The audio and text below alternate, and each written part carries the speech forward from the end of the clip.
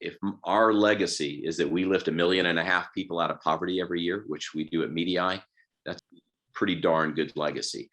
But once you taste that, you go, we don't want 1.5 million people a year. We want 5 million a year. And when we get to that, we're going to want 10 million a year, because it's addictive. Once you get to where you know that you have a solution that can lift millions of people per year out of poverty, you know, I have trouble getting to sleep, and I wake up early because I'm ready to go. All right, you ready? Yep, ready. Okay. Well, thanks, Cameron, for having me. I appreciate your allowing me the opportunity to share with you a little bit about the work that we do. Most people know me as the either as a former hedge fund manager or as the chairman of the World Food Bank. And the World Food Bank actually is a for-profit organization. Some people think it's a not-for-profit. We do have a foundation that's a not-for-profit, and which people are welcome to donate dollars, and that helps fill the gap in food security where food needs to get to places it needs to go quickly. And the large organizations oftentimes take weeks and months, which is too long for folks to wait on food. That being said, the World Food Bank was designed around creating an economic system and an agricultural system that would allow for food to be where it needs to be, when it needs to be there, in a form that is comfortable for the local people. So regionally specific food that's super nutritional and properly balanced, full of minerals and vitamins, but cooked or prepared or ready for that in a regionally specific way. So in Puerto Rico, the meals are designed to be Puerto Rican style, and the Southeast, we have grits, and in the Northeast, we don't have grits, you know. But in Africa, our work has really gone into major commodities. We work on growing corn and soy and wheat and sorghum and things like that, and growing tens of thousands of metric tons. And we partner to build out a vertical agricultural value chain where we support farmers with everything that they need. And we'll talk a little bit about that. And so our model originally was that we would go into areas and build model farms and train local farmers. And then those farmers would grow better. We would buy their crops and we would take them to market. But we found that it was difficult to scale. So Medii Group, and I'm going to tell you how that came into play in just a minute, but Medii Group ended up being a pivot point for us. So I'm going to chat a little bit about that. But before we get into the specifics on Medii, it's important to kind of set the table that, you know, of the world's poorest, 800 million of those rely on agriculture. 800 million, or a little more than 600 million, somewhere between 590 and 640 million of those live in sub-Saharan Africa. And of those 800 million people, not only do we need to lift them out of poverty and knowing that they're reliant themselves on agriculture, but those same 800 million people are also the farmers that need to raise the food to feed the next billion in population coming to the planet. So, and another billion 10 years after the next 10 years. So we have a massive growth in people coming. And right now we do produce enough food to feed the world. It's just not grown properly. It's not stored properly. It's not where it needs to be when it needs to be there. So that's the hurdle or the challenge that we've been facing for a while. And the pathway that it takes to go from soil and seed to market is a number of different things. There's really about 15 or 17 things. We've highlighted about 12 in here, but farmers don't need to have everything perfect, but they need to have access to something. If you don't have storage, you're going to lose 40% of your crop. If you're not able to ensure, you're going to have every 3 or 4 years, you're going to have a loss you're not going to be able to sustain. So it's not every single thing is not has to be absolutely perfect, but it does need to be present. And so as we started walking through this, realizing that it's an ecosystem that needs to be intact for agriculture to work properly, we got into the model of building this ecosystem ourselves in local geography. So we went to the country of Uganda and we would help educate farmers. We'd help them to source high quality inputs. Many of them would use leftover seeds from the year before, and their growth rates would be small. The quality would be poor, and so on and so forth. So they needed education, needed access to inputs, And many times they needed access to finances because only 3% of farmers in sub-Saharan Africa use fertilizer, for example. And you can convince them how beneficial fertilizer is.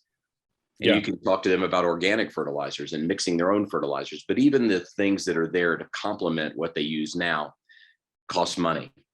And I usually speak about the philosopher Seneca, who said that, those who have everything to lose have a necessarily skewed view of risk. If you are asking someone to spend $1 that they're going to feed their family with for the next 2 days on fertilizer that's going to help grow crops better in the next 90 days, it's very difficult to get them to make that sacrifice. And so what ends up happening is they follow the advice only when they are super, super certain that it's going to have the benefits and the outcomes that they expect. And that oftentimes comes from those smallest of farmers. Those 1-acre farmers typically are not following when a bunch of folks from MIT or Cornell or wherever come in and tell them all these great practices. They usually do it when their neighbor with 5 acres or 10 acres, someone that's actually in the cash economy, who took the risk because they have $5 or $10 and they spent a few of those dollars to add in better seed or better fertilizer, then they'll take the risk. But when they're ready to do that, oftentimes they still need a little bit of push or a little bit of cushion. And that comes from access to finances. Sometimes that's microfinance. Sometimes that's larger banks they have a pig and they need 2 more pigs. They have 20 chickens. They want to get to 100. They're trying to go from subsistence to business. And some of that's attitude, but a part of that's finance. So they need access to education, access to inputs, access to finances. But what makes the system come together is what we originally started out with World Food Bank, which is access to markets. And so World Food Bank comes to those farmers and says, look, if you use the high quality seeds and you use the organic fertilizers and you use these practices, we'll guarantee you a minimum price. And by guaranteeing you a minimum price, it helps the entire value chain. One is the farmer feels confident enough to take on the risk or to make the investment to buy the better seed, to buy the fertilizer, to meet that standard because he knows he has a guarantee. The other is it makes it easier for banks to lend to them because they know that they're lending them money to buy better quality inputs, lending them money to buy irrigation, lending them money to buy fertilizer, and that they're educated because they know what they need to use. That's why they're doing it. And they also know that they have a guaranteed market, so they have less risk that they won't be able to sell their product. With those markets, are those local markets, or what do those markets look like? That's a great question. It begins with local markets. You're making sure that they have that. In the most rural areas, sometimes the market is not very strong. And so everyone rushes to market at the same time to sell. So what we do is we message every farmer that registers and we say, look, you should be, based on the information you're sharing with us over a messaging platform, you should be ready to harvest on Wednesday. Let your crops dry the way you've been trained, and we're going to be there on Thursday and Friday to pick up. If you have a local buyer, that's fine. If not, we'll guarantee you a minimum price. So by us taking trucks into those villages, we can give them access to a more regional market, even though they don't have the wherewithal to maybe get on a motorcycle or rent a truck and drive their 50 bags into 20 or 100 kilometers away. Okay, so you help expand it from a local market to a regional area. Correct. And then we're aggregating that. So normally you'll have a local guy that'll bring in a truck, and then he'll take it to the next local area. Then he'll take it to a regional. Then he'll take it to a national. And so what ends up happening is in places like sub-Saharan Africa, the farmer gets squeezed on price because they know there's going to be multiple people before it gets to market. So the farmer ends up getting a worse price than anyone. And then the market price is actually higher than most places because you've had so many people in the middle. In the United States, the average number of transactions between farmer and market is 1. In many instances, commercial farms sell directly to the buyer. Large grocery stores buy peaches straight from the farmer. They buy lettuce straight from the farmer. But in sub-Saharan Africa, the average is 9 transactions. And when every one of those adds in their little profit, the prices go way up and farmers get squeezed. So our goal is to be able to essentially connect them to the regional and even global markets. And it brings up another point. Many of these markets, the reason they can't sell to the regional markets to begin with is the quality of what they grow is really poor.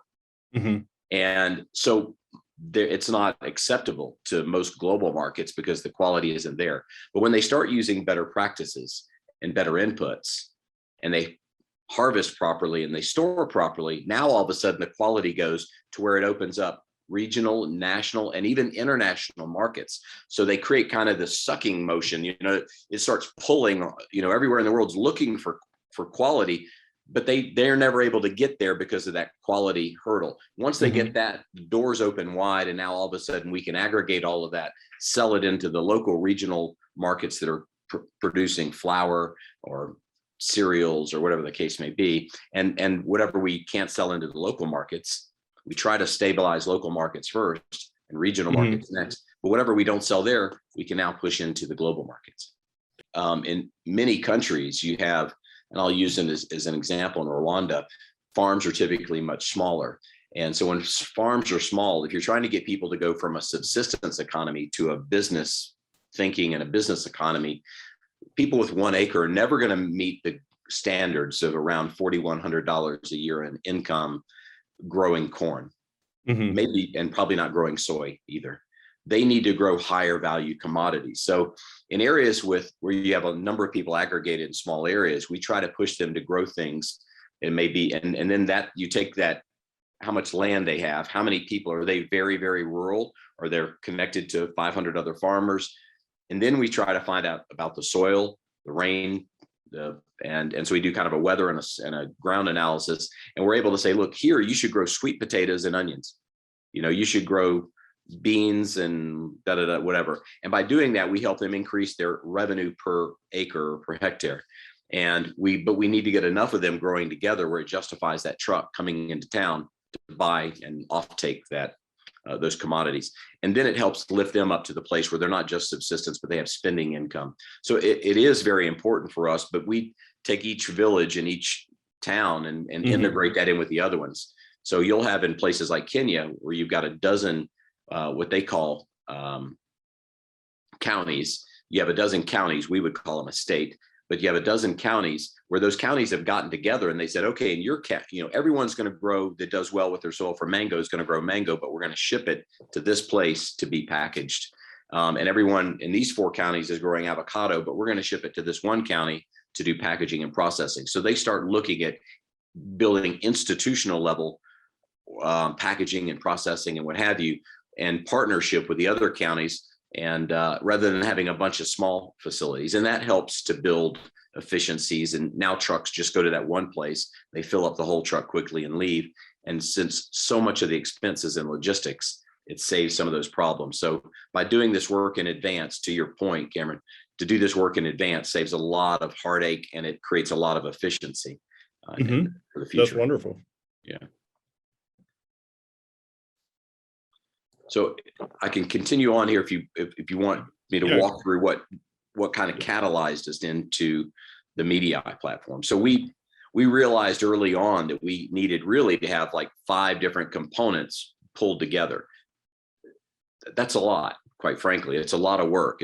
We spent years and millions of dollars coordinating with governments who are oftentimes corrupt or disruptive or changing, all the time, and you can never get consistency, along with technology that is appropriate, applicable, fundable, trainable, all those kinds of things in the local area. NGOs that share the same mission, that don't see you as a competitor, but as a catalyst or a benefactor maybe for the work that they're doing. And then with private companies where you're aggregating these commodities and saying, look, we want to bring you corn and soy for your flour mill or whatever the case may be. And then funding those efforts. And funding is just really, really difficult. And so oftentimes we did it on our own. So it's an ecosystem that once you get it going, though, we do see that it works. The difficulty is that it's hard to replicate because it does take so much time and it takes so much effort. So while we made a lot of progress in getting more farmers growing more food, we needed to do much more in population, and we needed to do it faster. We knew we had a 5,200 acre farm, for example, we could trade around 9,000 people a year. And we were excited about that. About a third of those would actually take the practices they learned, go back to their local farm.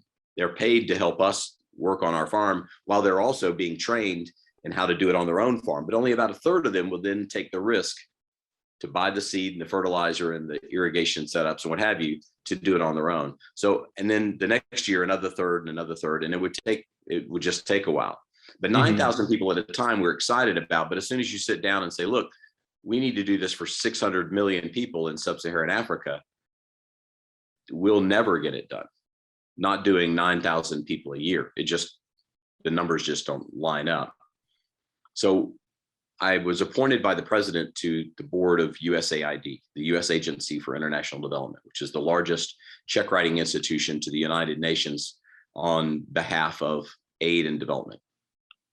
And I was traveling, speaking a fair amount on the need to focus on system development versus just doing specific projects and programs, making sure that those projects and programs are integrated into a fully formatted, fully thought out, integrated system approach, to the point that you made earlier.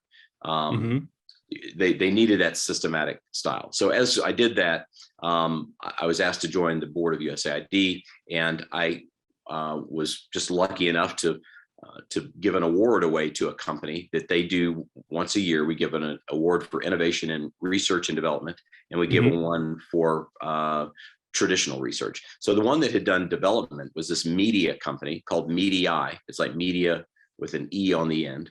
And MEDI was based in Kenya and been running for more than a dozen years, doing what you and I would call home makeover shows, where they go into a home and tell them what to do. But here in Kenya, they would go out to a local farm and they'd say, Miss Mary, tell us what's going on. And Miss Mary would say, oh, I don't know. My corn is not growing so big, and my cow, he only does 2 liters per day, and he's so skinny.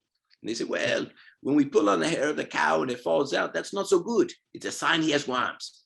And it's because you feed him on the ground where the poop and the pee is, and no one wants to eat where poop and pee is. So we're going to give you some medicine, and you give it to him once per day for 5 days. And this will help get rid of worms. And then we're going to build your hut so you can feed the cow up high.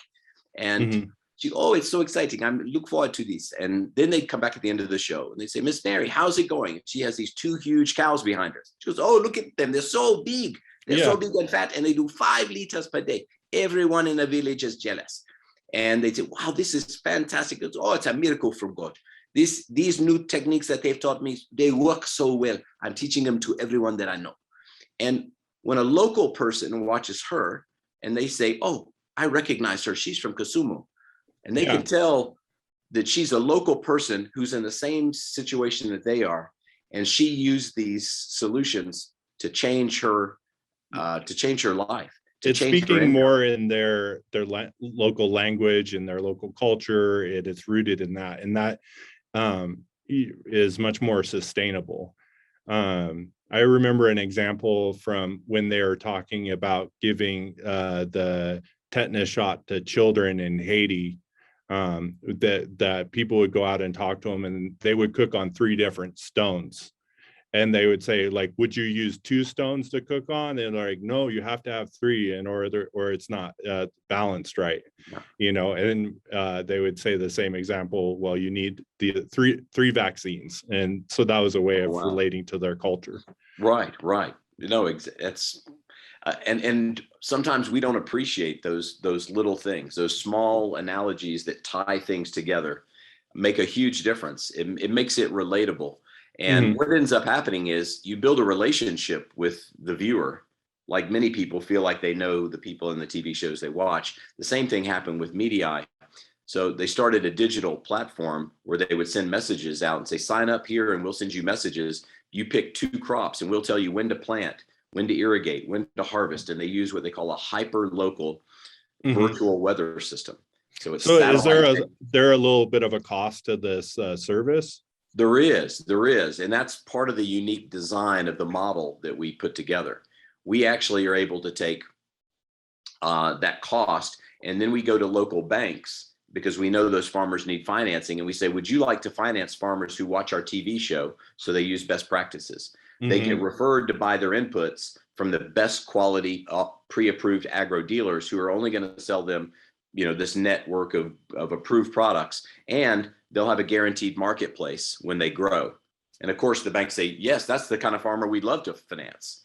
Yeah. So then we advertised. We took a sample group of 100,000 farmers and messaged them and said, if you would like access to financing for your inputs, or you would like to get more chickens or pigs or cows, text this number.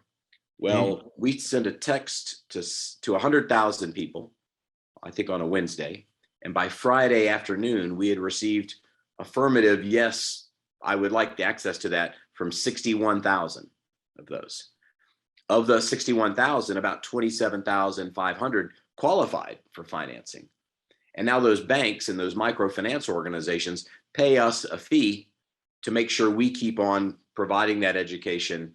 And it's, $6 to $8 a year. And so it's like insurance for their loan, and they just build it into the cost of the loan, but it makes sure that they are being continually educated. It makes sure that they get messages about weather and pest and what, when to irrigate extra, what pests are coming and what to use to manage it, and that they have access to a market. So for them, it's a very inexpensive way to hedge their loan. And for us, it pays for all that cost plus a little bit more. That's great. So MEDI was doing exceptionally well. And one of the interesting things we found out at USAID is USAID funded an entirely new TV show, a competition called Don't Lose the Plot, where they brought 4 young people in to compete with one another to see who could make the most money in their farm over 2 seasons. And the winner got $10,000 in cash and prizes and a plot of land in their home community. And it was the number 2 show in Kenya in its first season, 4.5 million viewers. Wow. Huge success. And so they went to the people that watched the show versus the people that didn't watch the show, that were all the other economics were the same. And they found out that about 87% of the people that watched the show changed their practices and their farming did better, 87%.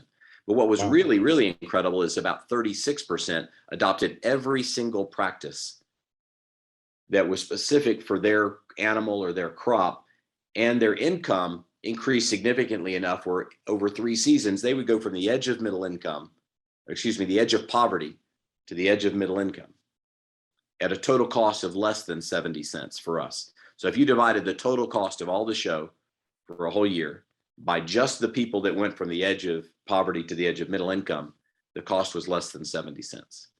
That is by far, the most cost-effective and time-efficient mechanism that I know of that USAID or anyone else has ever funded to move people from the edge of poverty to middle income en masse. So we bought the company, and we're now syndicating it and replicating it. We're filming now in Uganda. Tanzania has the show. We're expanding hopefully to Zambia, Ethiopia next year, Indonesia the following year. And we're working to go not only across Africa, but other parts of Southeast Asia and Latin America. So the media has become the catalyst for a lot of the work that we do. And if you'd like, I'll show you just a little clip of one of the TV shows that we have. Perfect. You have time for that? Yeah, of course. And so this is understanding, this is not high production CGI. This is local TV made by local producers in a way that's fun and interesting to the to local viewers. And since we purchased the company, they've gone from 9 to 12 million viewers, and we're now expecting to add another 3.5 million viewers in the next 12 months. So, but I'll show you, this show is called Shamba Shepa. And Shamba in Kiswahili is a small farm. So it's like a home makeover show, but it's a farm makeover show, Shamba Shepa.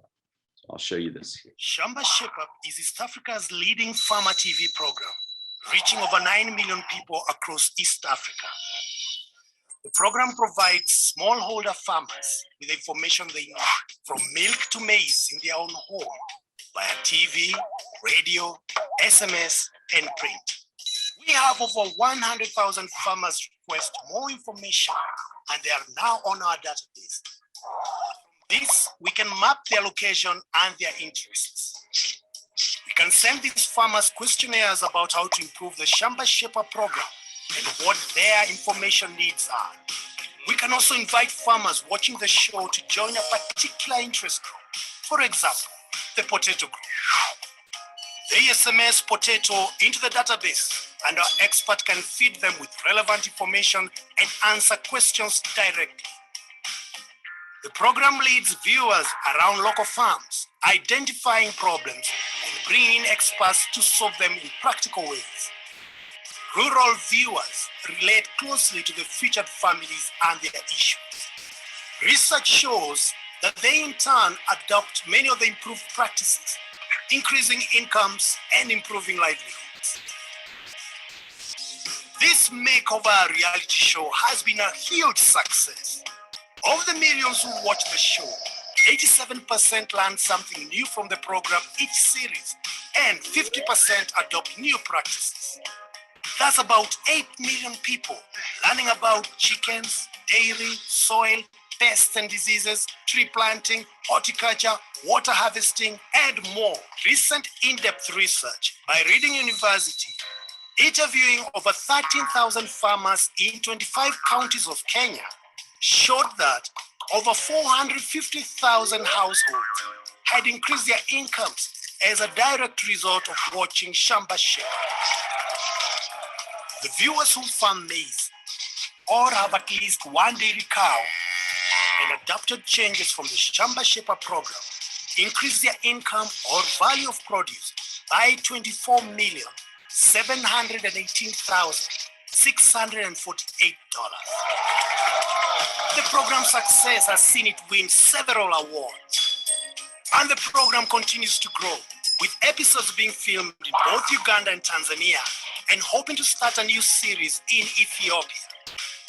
And the launch of an exciting mobile information service and a call center in Kenya called iShamba.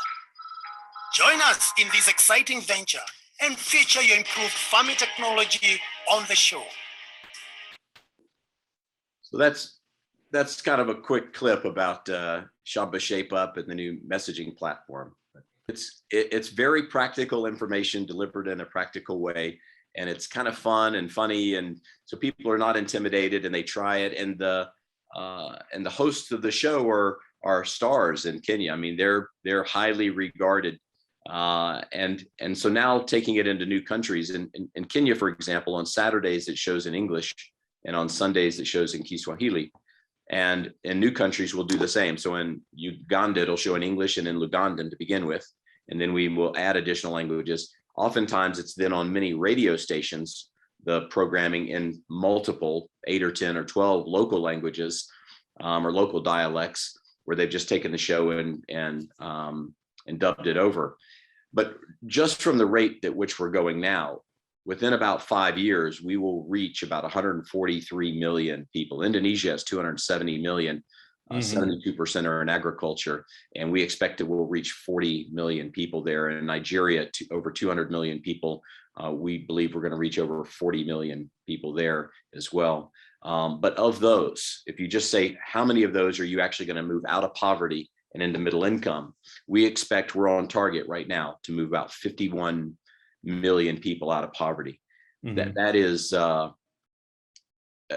an incredible number for the amount of money that we spend over that period of time. It's still far away from 600 million. Yeah. But we're on target to do this, but we're working to add a zero to that. That's impressive.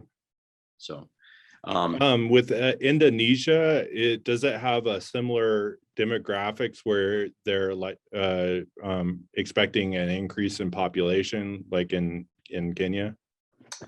That's a really good question. You know, most of the world, we talk about people concerned about population increase and all that, but the world is actually beginning to flatten the curve in that space, right? Yeah. So the US, Europe, and China, and most of Southeast Asia is actually slowing down the birth rate, so that about 30 or 40 years, it's in some places it's negative. So in Europe and the US, it's flattening out pretty quickly. In Asia, it's flattening out a little bit quicker, but in Africa, it's still growing. And so what's expected is by 2080, the largest population in the world will actually be in Africa. It'll be larger than China. It'll be larger than Europe, larger than the United States. And so that population is still growing. So it's even more important that Africa get hold of its agriculture, so that it's not only growing for the growing world, but it's growing for itself. It also has the largest population of people under the age of 25. So more than 50% of the population, as you know, is under 25 there. So they need access to all of the other things that come with the developing market. And as we train for example, 50 million farmers. Once those are trained in 10 years, 50 million will not be farmers. A lot of people think, well, if we train 600 million, does that mean we're going to have 600 million really good farmers? No, you'll end up with about 50 million or 100 million farmers. The rest will go into other things. They'll go into oil processing. They'll go into manufacturing or producing. They'll open bakeries, or they'll go into some other business. They're making tractors, they're doing parts, but it generates income. And from income, all new industries begin to spring up. But it begins with the agricultural piece. So the population is certainly a concern, which is why Africa is where we started. So we work on a blend of what we call commercial and non-commercial sponsors. So we don't really get what you would call traditional grants, where people just say, hey, we like what you're doing, here's a check. MEDI is a for-profit company. So it has organizations like the Rockefeller Foundation and the Gates Foundation and USAID that say, hey, we want you to feature this issue in your shows. For example, climate adaptability. We want you to show better ways to do water storage. And if a lot of that is like digging a proper ditch and covering it this way, there are not commercial sponsors that are going to pay to teach that. Those are these non-commercial sponsors. So it's the cheapest, fastest, simplest way that they will get their message out to mass population. So they fund us. And what was interesting, for example, during COVID, is that while commercial sponsors who said, look, we're not sure people can afford seed and fertilizer and what have you, the sponsorships on the commercial side dropped in half. But because we were the quickest to get out COVID and build real-time COVID mapping and real-time locust mapping, and we were reaching millions of people, the number of non-commercial sponsors went up fourfold. So that balance is what makes MEDI sustainable itself and able to grow a little more quickly than maybe other businesses. So that's kind of the expansion, but we know that there's a real need, and we now know that the solution is a systematic solution, and that the media component can be the catalyst for all that, especially with this new digital data set where we're able to relate to farmers, we're able to gather their data. We can send them messages saying your soy should be between 15 and 20 centimeters. If it's below that, press 1. If it's above that, press 2. If it's on target, press 3. And depending on what they press, they get more information back. Repack the soil, irrigate an extra 15 minutes per day for 3 days. And so there's that relationship is why they continue to communicate. And we now have millions of farmers doing this. So the amount of data that we can gather to tell you what's going to be harvested, how much in volume, where it's going to be harvested, where there's going to be risks, where there's going to be food shortages well in advance of when they happen, allows governments and agencies and others to plan, but it also starts stabilizing those economies. And because it's a media program and it's a format structure, it's scalable. So we can take it to, as we train new teams, we can start multiple countries per year. And because of and oftentimes you need some support from agencies or whatever for the first year or two while you're building that commercial sponsorship. But once it's going, in 2 to 3 years, it's completely sustainable.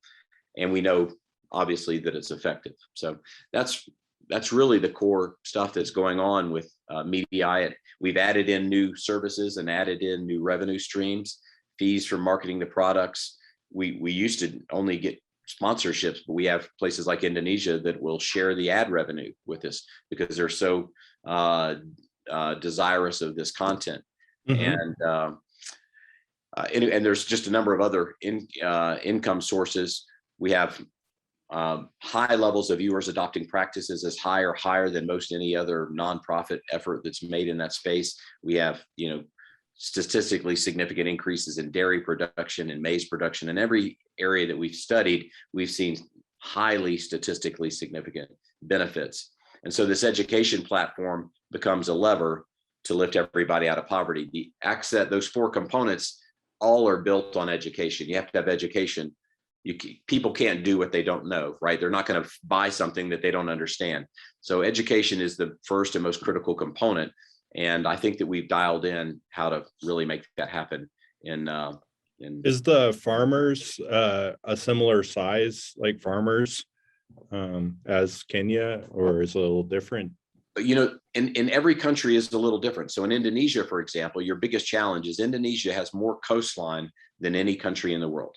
They have tremendous amounts of fish, shrimp, and other related things, but they also do grasses and other fruits and vegetables that are lowland fruits and vegetables, and they do some grains, corn, and some other things like that as well. But the content that you teach needs to be applicable for there. What we are seeing is that in places in sub-Saharan Africa, as well as in Indonesia, that many of them are now going back to some higher value crops, maybe high protein, things like sorghum, for example, that used to be a mainstay 100 or 150 years ago in Zambia and South Central sub-Saharan Africa. They have the same thing where they started growing corn in Indonesia for years, but they had other crops that they grew that are much higher value, much higher in protein or enzymes or antioxidants or what have you. And so now those are starting to come back.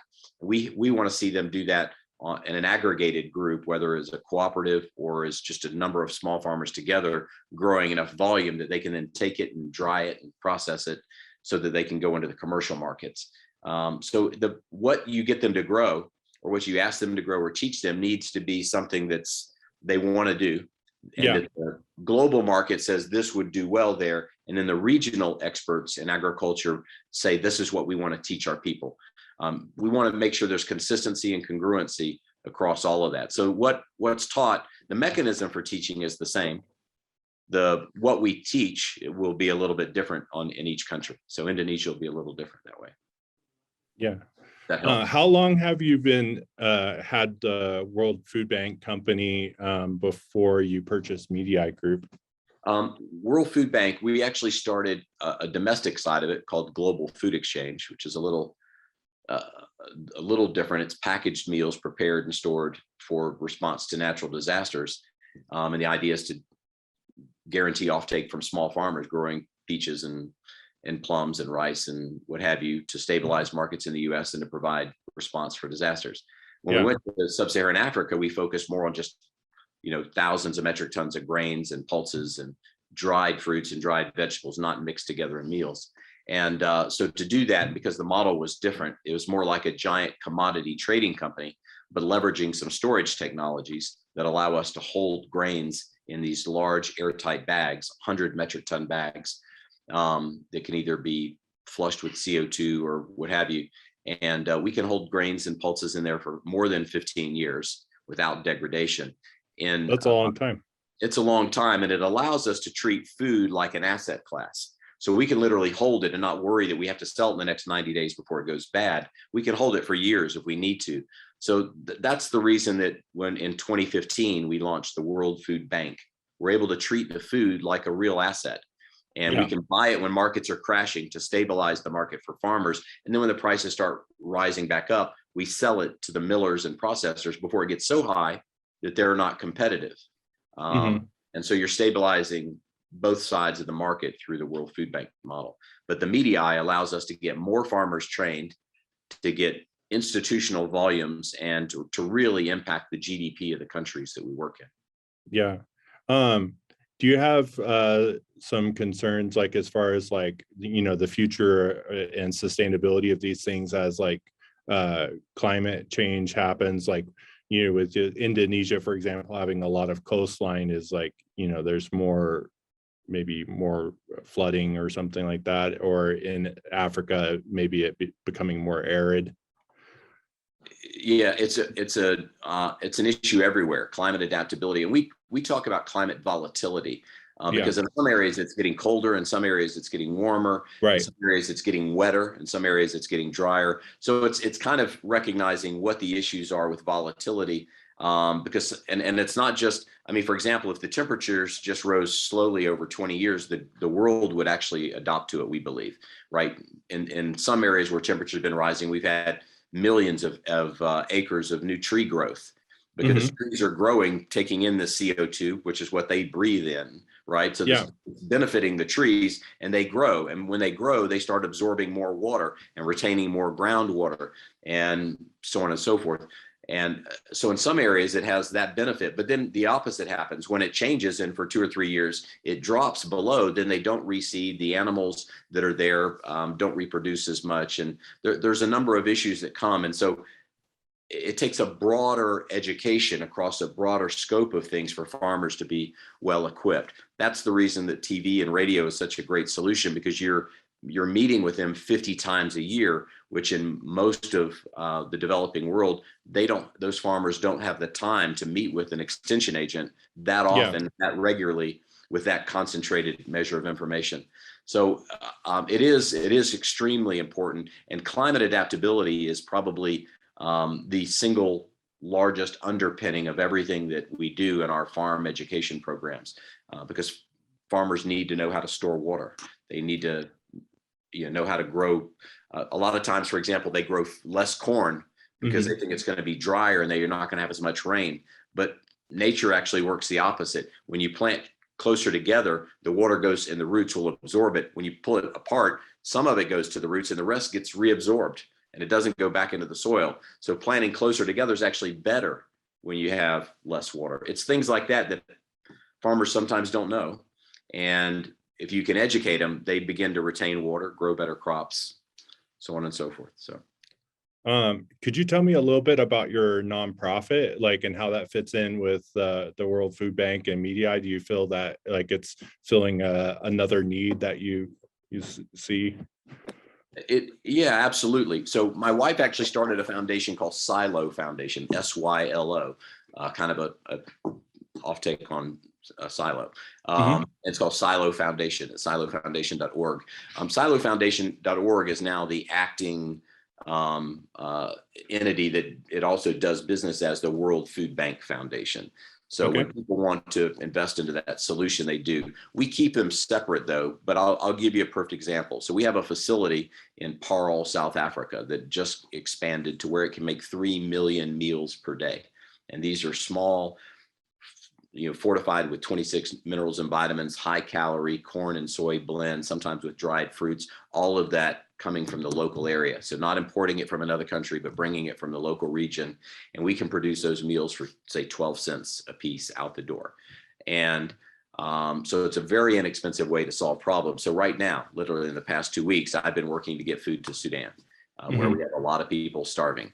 And while it may take a few weeks for the World Food Program to get organized, get a team, and get a large order in, I can ship a plane load of it in 2 days. I can ship it out on Saturday and bring in 5 million meals. And so the issue is it costs money. So the more dollars that come in, the more we're able to do that. We actually have done work here in Colorado in the Denver Rescue Mission. When we had the pandemic, we had more and more people homeless. They had more and more demand for food. Logistics challenges kept them from doing it. So our foundation donated food that we produced from those same farmers. So you're helping on both sides. You're taking food that's helping farmers to stay afloat, and you're feeding the most hungry people with it. Can you tell people how, if they want to donate or learn more about your foundation, that they can? Sure. I would say if you want to learn about the work that the World Food Bank itself does, that's worldfoodbank.org. It is a for-profit, but it's a .org. The general information on Silo Foundation is sylofoundation.org. And so that has some basic information on it. We send out a newsletter. So if people want to find out more about it, they can go in and sign up for the newsletter. And every month or so we send out. And if big things are happening, we'll send it out maybe more than once a month or once a quarter.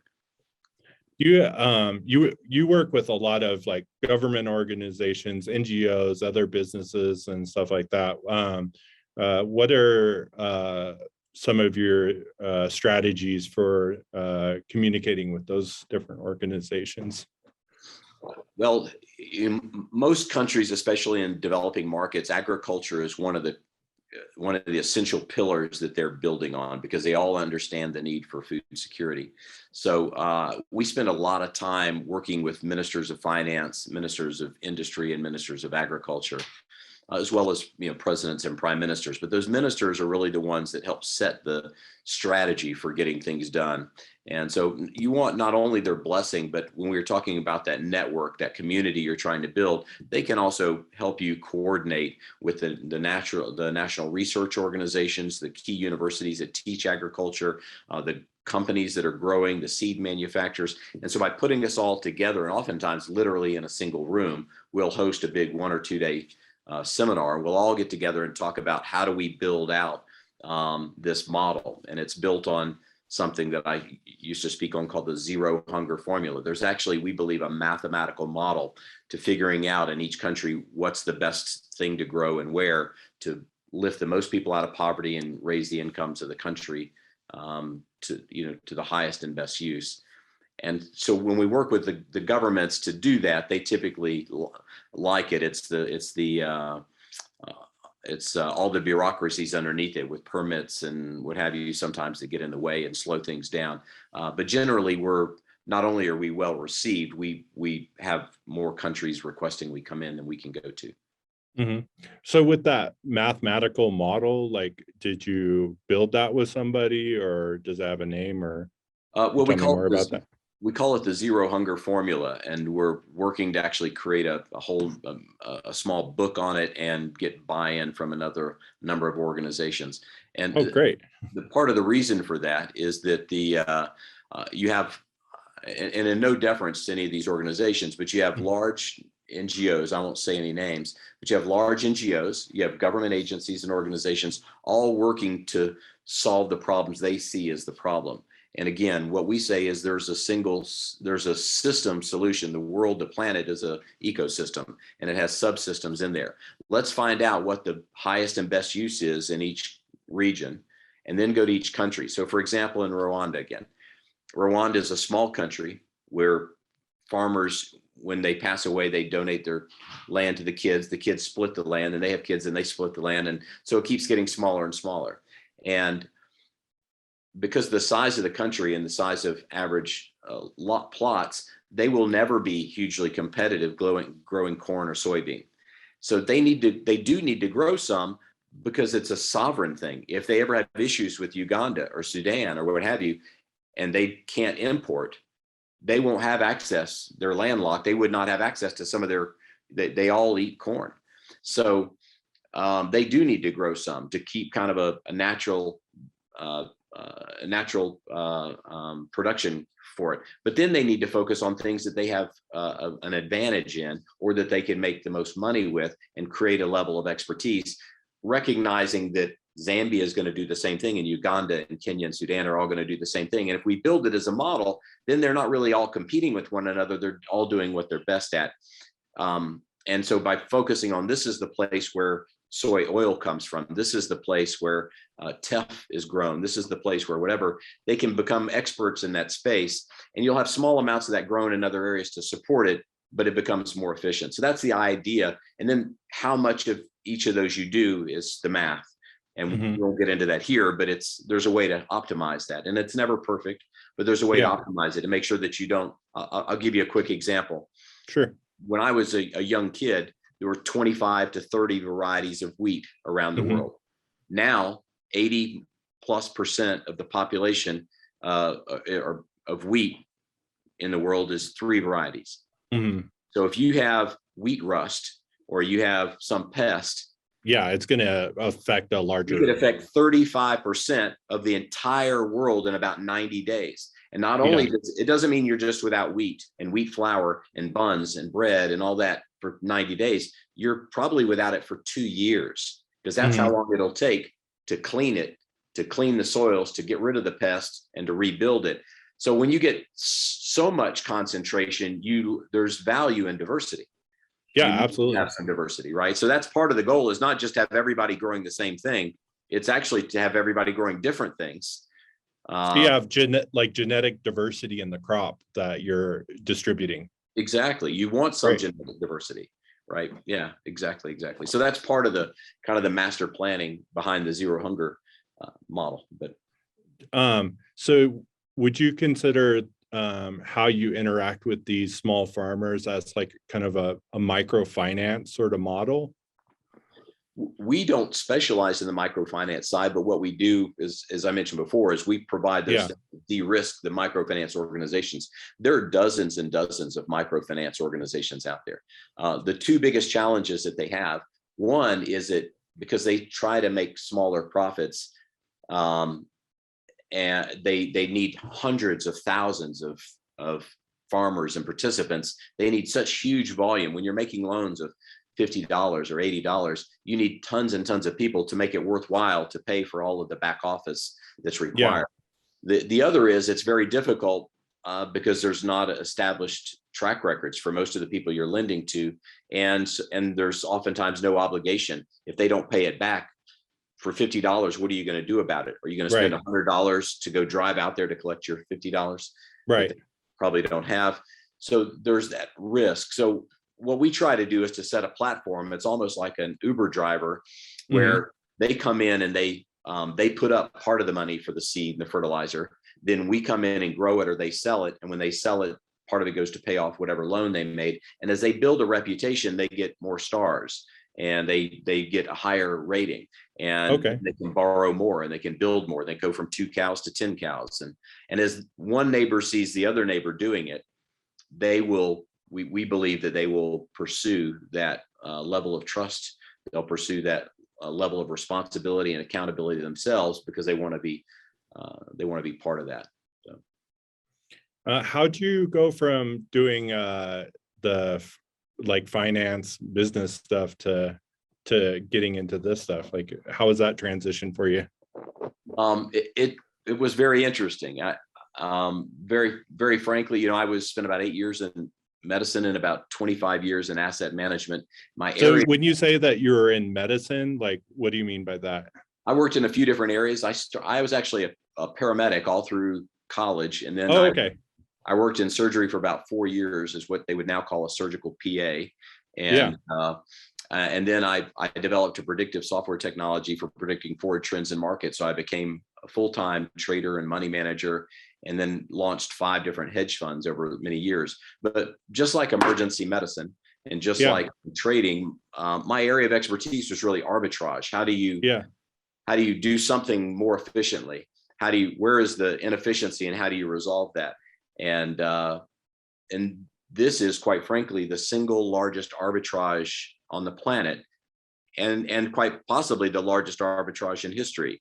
The disparity between what farmers get paid for what they grow in the developing world versus what the global market price is somewhere between 800 billion and 1.1 trillion dollars per year off versus the developed world. That's how much waste or inefficiency is in that market. If you can resolve about 20 or 30% of that, you'll lift 1 billion people out of poverty. And so how big is the World Food Bank now as a company, and the media, and like kind of how do you see the potential growth for those companies? Well, MEDI is owned by the parent entity. So the parent entity is still called Global Food Exchange, which is the US-based entity, and it owns the World Food Bank 100%. And then it also owns MEDI. So those are kind of sister entities.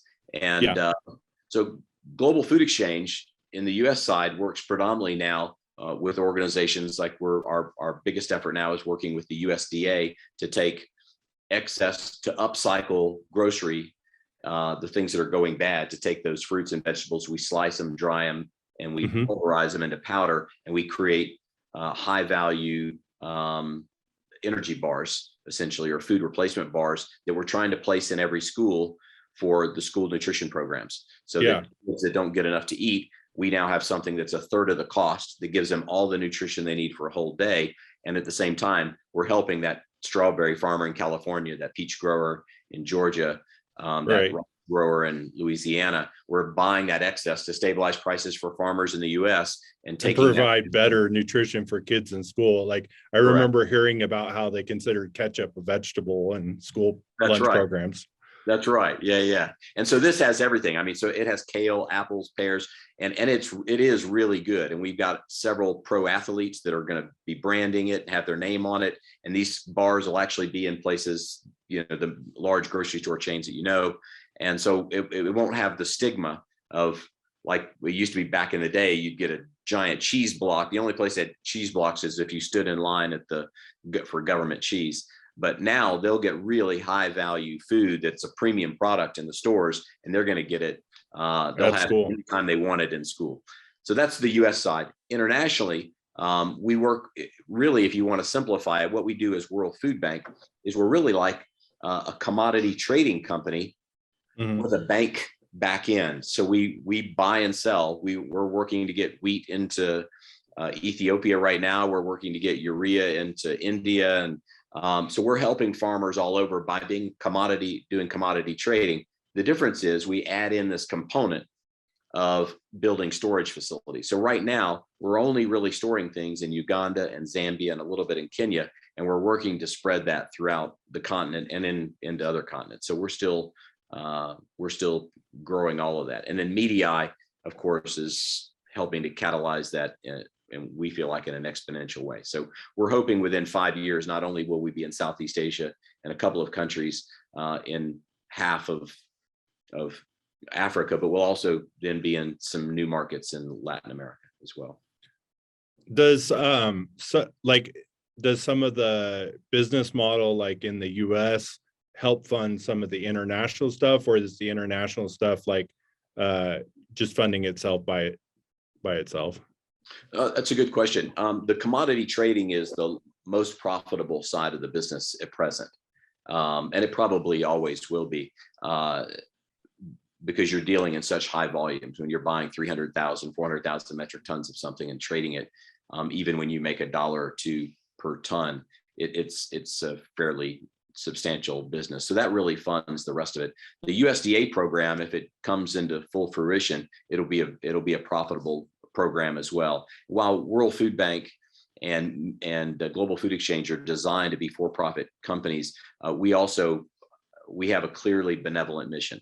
Yeah. And you had asked kind of how all of this came about earlier. You know, I went from being a trader to coming across these technologies and was doing and had done mission work in a number of these countries. And quite frankly, it was something God called me to do. I knew that it was something that I needed to do. Yeah. And so my wife and I decided to dedicate any and all of the resources that we had available to make this happen, because they're not our resources, they're his resources, or the way that we see it. So yeah. So we continue to write checks into World Food Bank and Global Food Exchange to get things done to grow it. So we're trying to grow it faster than we actually have revenue.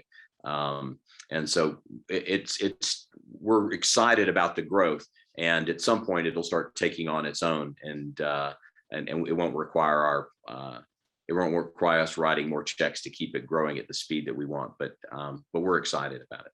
Yeah, that's awesome. It sounds like not only is it a for-profit model, but it's also kind of a moral driven mission to help stop food insecurities.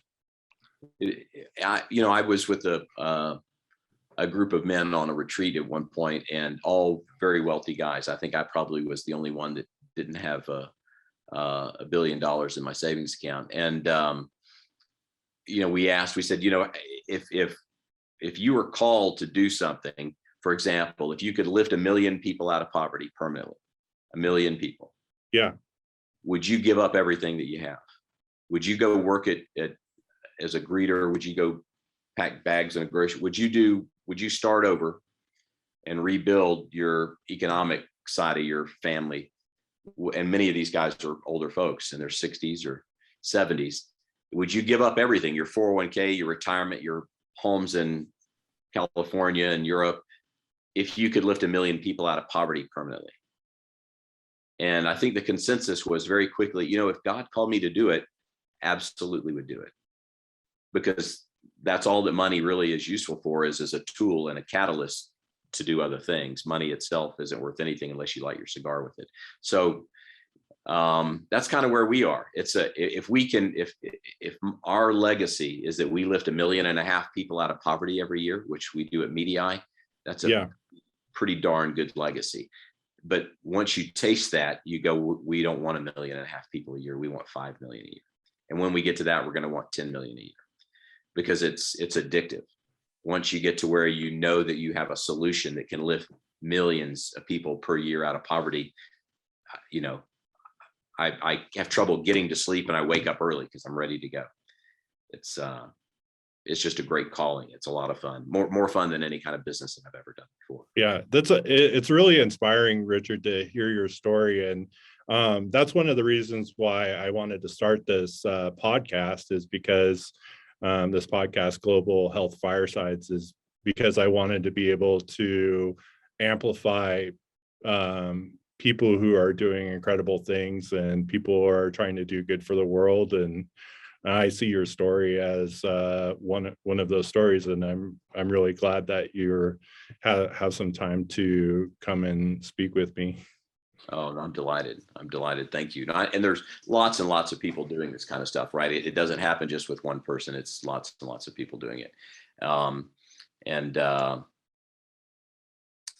Yeah, and there's a heck of a lot more to do. And as you grow one section, it's a platform, and it creates 50 new opportunities for other people to do even more. I would just say that I'm a big proponent of people thinking in system level development. Projects, products, programs are all good, but what really changes the world are systems. Mm-hmm. So because we do a lot of that now, if there are other people that they have ideas for things to plug in, or they want to be part, or they're always welcome to look us up. We're always looking for strategic partners. The nutrition components, you're able to grow higher value crops. Now local people will eat it. So now you're increasing nutrition in those countries while increasing incomes. There's a lot of those synergistic development efforts going on. So anywhere where you can go and do 2 or 3, I used to say I'm trying to solve 2 problems at the same time. I think that's the minimum. I think most of these areas you can solve 3 or more problems at the same time. You can increase nutrition, increase income, increase logistics, improve soil health. You can do a bunch of things if you just think about it. So I would just challenge people to take the time to find out where those opportunities are to create the most system-based solutions, or the most impactful system-based solutions. Yeah, great. Lots of opportunity. Well, thank you so much. I really appreciate you taking the time to talk to me. I've really enjoyed this conversation, and I hope to get a chance to talk with you again someday. Oh, I'm sure. I'm delighted. Happy to. Good luck with your podcast stuff. Yeah, thank you so much. Thank you so much. No, I'm delighted. All right. Well, I'll talk to you again soon. Yeah, take care, Richard. Have a wonderful day. You bet. You as well. See you.